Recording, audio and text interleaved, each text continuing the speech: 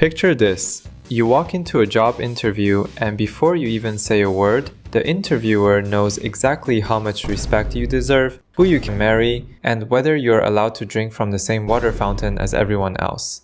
Sounds like science fiction? Welcome to the reality of India's caste system, where your surname isn't just an identifier, but a 3,000-year-old social GPS that determines your exact coordinates in society's hierarchy. Welcome to Rice University, where we teach the uncomfortable truths they won't touch at Harvard.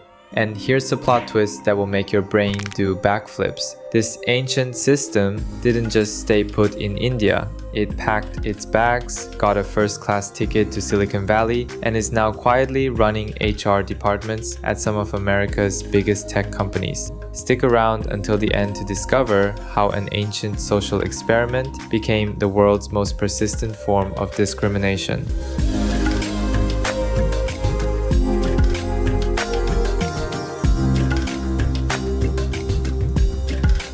The word caste doesn't even come from India. It's Portuguese, from casta, meaning breed or lineage.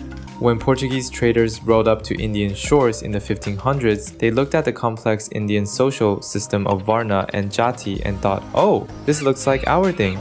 But it wasn't their thing at all. The Indian system was based on occupation, ritual purity, and marriage patterns that had evolved over thousands of years. The European colonial casta systems were essentially racial hierarchies designed to manage mixed populations in conquered territories.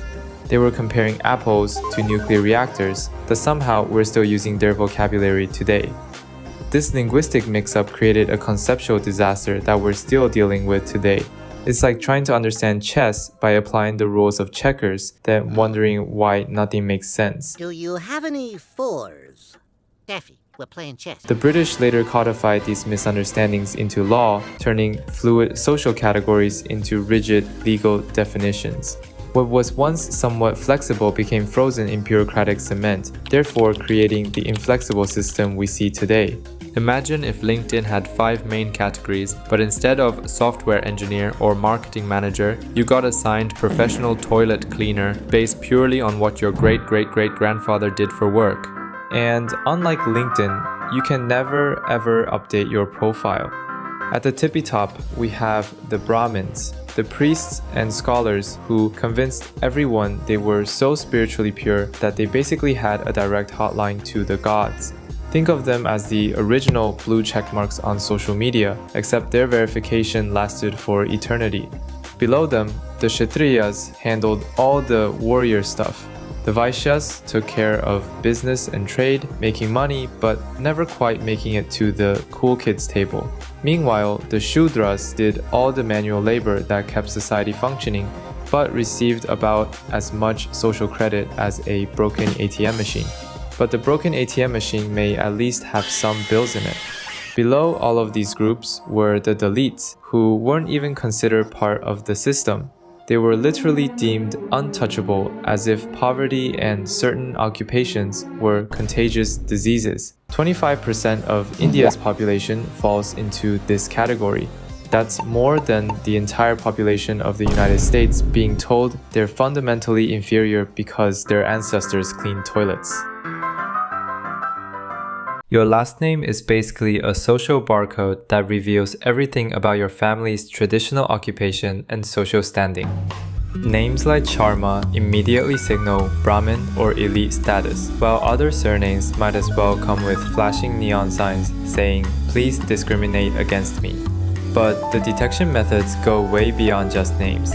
People developed an almost supernatural ability to read microsignals that would make FBI profilers jealous. Your accent reveals your region, which narrows down your caste options. Your skin tone gets analyzed like a paint swatch at Home Depot. Even the way you pronounce certain words or the vegetables you eat can give you away. It's like having a society full of social profilers who can determine your entire family history from a 5-minute conversation, therefore making an escape as impossible as in North Korea. The truly insidious part is how these social cues become self-reinforcing prophecies. Generations of discrimination create real differences in education and opportunity, which then become additional markers that justify the original discrimination. Lower castes get worse education because they're discriminated against, but then their lack of education becomes proof they deserve discrimination, which is like breaking someone's legs, then mocking them for limping. See? We always knew they couldn't run. Some of the biggest tech companies in America are running on caste dynamics right now, today, as you're watching this video. Your favorite apps might be coded by people who don't want to eat lunch together because of rules written before the Roman Empire existed. You'd think that immigrating to the land of the American dream would reset everyone's social status, right? No. The caste system has also benefited greatly from globalization. Indian immigrants who arrived in the US earlier, particularly those from higher castes who had better access to education, naturally climbed into management positions first. Once there, they often favored hiring people from their own communities. A manager from a particular caste might unconsciously favor resumes with familiar surnames, therefore creating invisible glass ceilings in companies that pride themselves on diversity. Tech companies across America are quietly running on caste dynamics that most American HR departments don't even know exist. Your diversity training covers race, gender, sexual orientation, but nobody's talking about the ancient hierarchy operating in plain sight.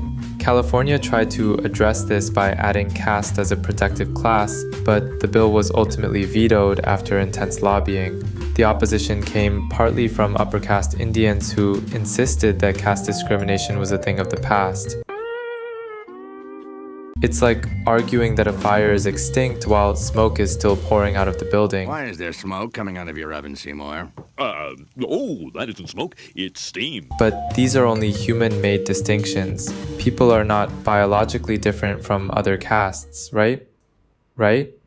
DNA analysis shows that Indian caste groups have remained remarkably genetically isolated from each other for thousands of years. The genetic differentiation between Indian castes is actually 3 times greater than what you'd find between European populations, separated by similar distances. We're talking about people living in the same villages for centuries who are more genetically distant than a Norwegian is from a Greek. This isn't because the castes are fundamentally different races, but because they've practiced such strict endogamy for so long that they've essentially become genetically distinct populations. Think of it as thousands of years of extremely exclusive dating apps, where your caste determines your entire potential dating pool, but the algorithm was written by ancient priests and enforced by social death. And here's the darkest part nobody talks about. When inter-caste relationships are discovered, families sometimes prefer funeral planning to wedding planning.